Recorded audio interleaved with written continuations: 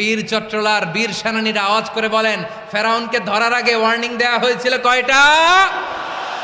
রব্বুল আলামিন বলেন, ওয়ালাকাদ আতাইনা মূসা তিসআ আয়াতিন বাইয়িনাত, 9টা মুআজিজা দেখিয়েছি।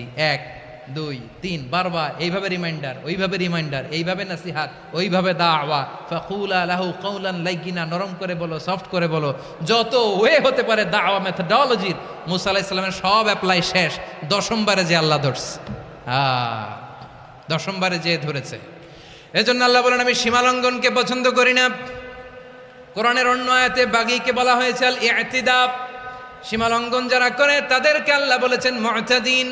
وقاتلوا في سبيل الله الذين يقاتلونكم ولا تعتدوا إن الله لا يحب المعتدين। আমি সীমালঙ্ঘনকারীদেরকে কোশ্চিন কালেও পছন্দ করি না। আমরা যেন সীমালঙ্ঘন না করি, রাজি আছেন তো? যে কোনো ক্ষেত্রে ইবাদতে যেন সীমালঙ্ঘন না করি। অনেকে আমরা ইবাদতে সীমালঙ্ঘন করে ফেলি। বিশ্বনবী সাল্লাল্লাহু আলাইহি ওয়াসাল্লাম যেটা শিখিয়েছেন এর বাইরে যে অতিরিক্ত বুজুর্গ হতে চায়, এরকম আছে না নাই? করা যাবে না, কোনো ক্ষেত্রেই সীমালঙ্ঘন করা যাবে, এমনকি যুদ্ধক্ষেত্রেও না। বিশ্বনবী সাল্লাল্লাহু আলাইহি ওয়াসাল্লাম বলেন, খবরদার যুদ্ধক্ষেত্রেও সীমালঙ্ঘন করো না। কি সুন্দর ইসলাম আমরা পেয়েছি। বিশ্বনবী বলেন, খবরদার যুদ্ধের ময়দানে কোনো নারীর গায়ে হাত তোলো না, কোনো শিশুর গায়ে হাত তোলো না, কোনো গবাদি পশু হত্যা করো না, কোনো শস্য ক্ষেত্র ধ্বংস করো না, ইবাদতরত অন্য ধর্মের কোনো সন্ন্যাসীর গায়ে হাত তুলো না। বলেন সুবহানাল্লাহ। তাহলে আমরা সীমালঙ্ঘন করতে পারবো? প্রিয় ভাইরা, একটা সুখী, সমৃদ্ধ, শান্তির সমাজ, মানবিক সমাজ যদি আমরা গঠন করতে চাই, আমাদের আল্লাহর দেয়া কয়টা আদেশ মানতে হবে বলেন দেখি? সবাই বলেন কয়টা? আর বেঁচে থাকতে হবে কয়টা জিনিস থেকে? আওয়াজ করে বলেন কয়টা? আচ্ছা, আদেশ নাম্বার 1 কি ছিল বলেন? আল্লাহর আদেশ কি? 1 নাম্বার আদাল, ন্যায়পরায়ণতা। আমরা সুবিচার, সুশাসন, ন্যায় বিচার চাই কি চাই না? 2 নম্বরে কি ছিল? মাশাআল্লাহ, আওয়াজ করে বলেন 2 নম্বরে কি ছিল? ইহসান, আমরা যেন সবার প্রতি দয়া পরবশ হই, ইহসান করি। 3 নম্বরে কি ছিল? নিকটাত্মীয়দের দান করা, তাদের অধিকার প্রাপ্য বুঝিয়ে দেওয়া। পাশাপাশি 3টা জিনিস থেকে আল্লাহ বারণ করেছেন, নিষেধ করেছেন। তার প্রথমটা ফাহশা, অশ্লীলতা। অশ্লীলতার সাথে আমাদের কোনো সম্পর্ক।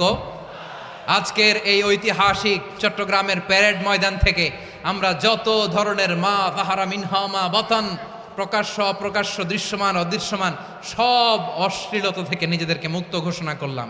অশ্লীলতাকে আমরা না বলে দিলাম। আওয়াজ করে সবাই বলুন নো। অশ্লীলতার সাথে আমাদের কোনো সম্পর্ক। 2 নম্বর নিষেধাজ্ঞা কি ছিল? আল মুনকার, সমাজের যত মন্দ কাজ এগুলোকে আমরা প্রতিরোধ করব। রাজি আছেন তো সবাই? 3 নম্বরে আল বাগী, সীমালঙ্ঘন। কোনো মুসলিম সীমালঙ্ঘন করে না, এমনকি যুদ্ধক্ষেত্রেও না। আওয়াজ করে বলেন ঠিক কি না? রব্বুল আলামিন শেষে বললেন, ইয়াইদুকুম লাআল্লাকুম তাযাক্কারুন, আল্লাহ তোমাদেরকে উপদেশ দেন যাতে তোমরা শিক্ষা গ্রহণ করো। আমরা উপদেশ দেব, আমরা জোর করে কাউরে কিছু মানাতে চাই না। লা ইকরাহা ফিদ্দিন ওয়া যাক্কির ফাইন্না যিকরা তানফাউল মুমিনিন। উপদেশ দিলে এটা মুমিনদের কাজে দেয়। লাস্তা আলাইহিম বিমুসাইতির ইন্নামা আনতা মুযাক্কির। নবী হে, আপনি রিমাইন্ডার দাতা, আপনি উপদেশ দিবেন। আমরাও বিশ্বনবীর এই হাদিসগুলো থেকে, কোরআনের আয়াত থেকে রিমাইন্ডার, এই কথামালা, বাণীবাহক হিসেবে এই বাণীগুলো আপনাদের সাথে কাছে পৌঁছে দিলাম। আমরা আল্লাহ তাআলার কাছে প্রার্থনা করি, আল্লাহ আমরা যেন আদল দিয়ে আমাদের সমাজকে গঠন করতে পারি। আল্লাহ আমরা যেন ইহসান করতে পারি, আমরা যেন নিকটাত্মীয়দের দান করতে পারি। আল্লাহ যত ধরনের অশ্লীলতা, অনাচার, মন্দ কাজ, সীমালঙ্ঘন, অবাধ্যতা থেকে যেন আমরা বেঁচে থাকতে পারি। আল্লাহ তাআলা আমাদের সবাইকে কথাগুলো বোঝার ও আমল করার তৌফিক দান করুক।